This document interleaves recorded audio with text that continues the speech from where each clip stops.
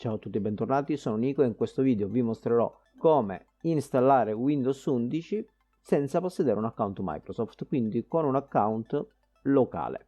Infatti a partire dalla versione 22H2 non è più possibile installare Windows 11 con un account locale e quindi sarà necessario assolutamente possedere un account Microsoft. Però se noi non vogliamo utilizzare un account Microsoft, esiste un piccolo trucco assolutamente legale che almeno per il momento funziona.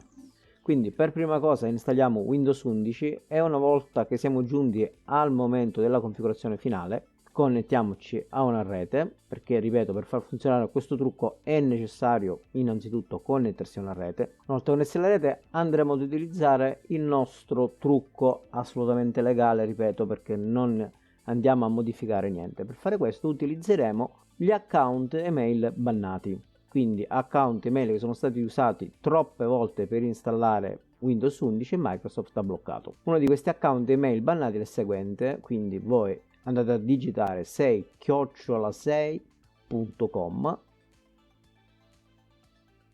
premete invio, apparirà la schermata dove dobbiamo andare a mettere una password e qui potete sbizzarirvi come più vi piace. Io in questo esempio metterò una sequenza di numeri che va da 1 ad 8, premo nuovamente invio e apparirà questo messaggio: si è verificato un errore.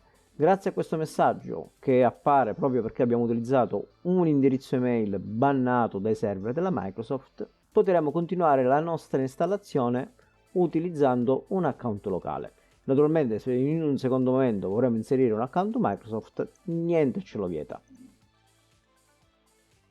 E dopo pochi minuti di attesa avremo il nostro Windows 11 pronto per essere usato.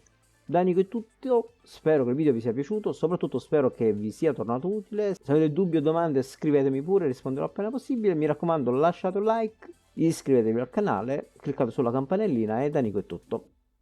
Ciao e alla prossima!